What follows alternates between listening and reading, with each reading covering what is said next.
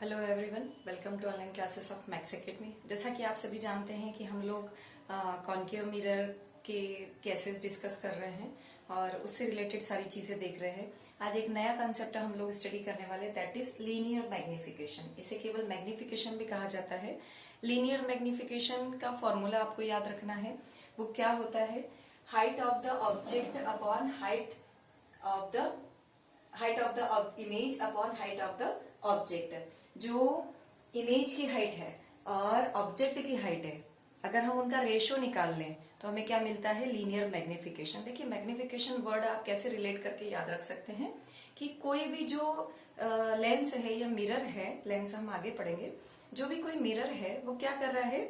किसी भी ऑब्जेक्ट की इमेज को या तो छोटा कर रहा है या बड़ा कर रहा है। आई मीन टू से कि वो मैग्नीफाई करके, आपको क्लियर करके, मैग्नीफाई करके, बड़ा करके बता रहा है किसी ऑब्जेक्ट की जब इमेज बना रहा है। तो वो कैसे आप उसको निकालेंगे? मैथमेटिकल फॉर्मूला क्या होगा मैग्निफिकेशन का? Height of the image upon height of the object. आपको बहुत अच्छे से पता है, जब हमने साइन कन्वेंशन पढ़े थे तो height of the image, image की हाइट को डिनोट करते हैं किससे?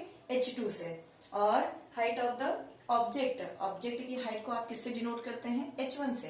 और लीनियर मैग्निफिकेशन को m से डिनोट किया जाता है। मैग्निफिकेशन m से स्पेलिंग स्टार्ट हो रही है, स्मॉल m से आप करेंगे।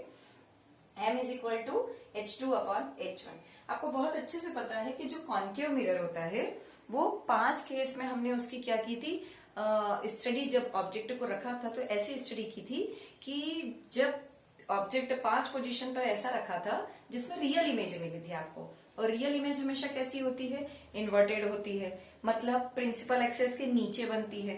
और मैंने आपको सिखाया है कि जब प्रिंसिपल एक्सेस के नीचे इमेज बनेगी तो उसकी हाइट नेगेटिव ली जाएगी। पर ऑब्जेक्ट तो कैसा रखा है? प्रिंसिपल एक्सेस के ऊपर सीधा, और इमेज कैसी बन रही है? उल्टी। तो object h1, image h2। h1 कैसा? पॉजिटिव, h2 कैसा? नेगेटिव, क्योंकि वो प्रिंसिपल एक्सेस के नीचे बन रहा है। पर हमने कॉन्केव मिरर का एक और केस पढ़ा था, लास्ट वाला, जिसमें क्या हो रहा था कि जो इमेज बन रही थी वो क्या बन रही थी? बिहाइंड द मिरर बन रही थी, ऑब्जेक्ट से बहुत बड़ी बन रही थी, है ना, बहुत ज्यादा उसका साइज था। तो उस केस में क्या होगा? ये रखा ऑब्जेक्ट और इमेज कितनी बनी? बड़ी बनी, और वो भी प्रिंसिपल एक्सेस के ऊपर बनी। ऑब्जेक्ट भी प्रिंसिपल एक्सेस के ऊपर है, इमेज भी प्रिंसिपल एक्सेस के ऊपर है, तो मैग्निफिकेशन क्या होगा?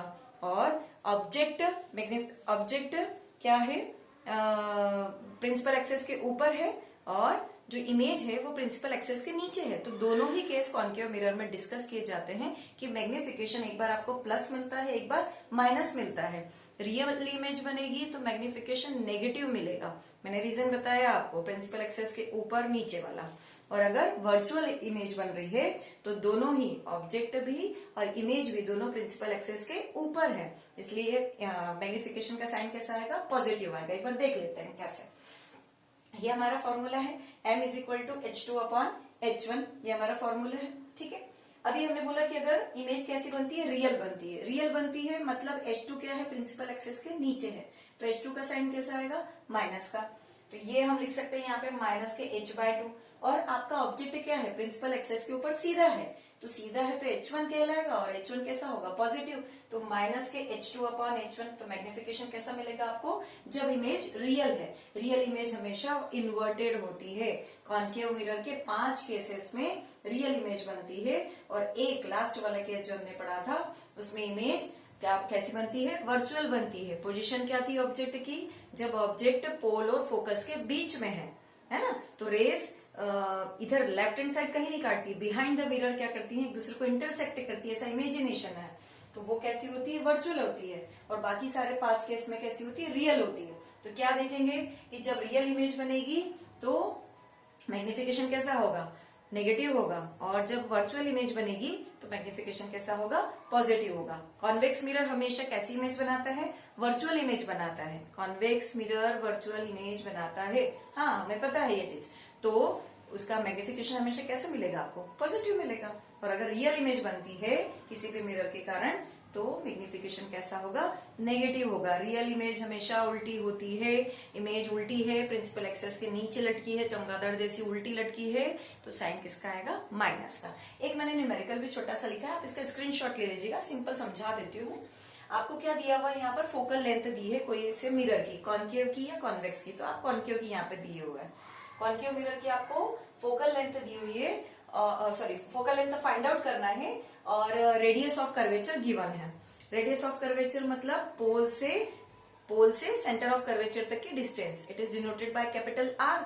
और आर और एफ के बीच में क्या रिलेशन है, are is equal to 2f। जो रेडियस ऑफ कर्वेचर है वो फोकल लेंथ की कैसी है, डबल है। r is equal to 2f, simple formula लगाएंगे, f फाइंड आउट करना है, r 1 मीटर है, फॉर्मूले में वैल्यू पुट करेंगे, आंसर आएगा 1/2, दैट इज 0.5 मीटर। बहुत इजी सा सिंपल सा क्वेश्चन है, आप आराम से सॉल्व कर सकते हैं। इसका स्क्रीनशॉट लीजिएगा और इसको एक बार ट्राई करिएगा और अपनी फेयर कॉपी में नोट्स में जरूर लिखिएगा। आज के लिए इतना ही, थैंक यू।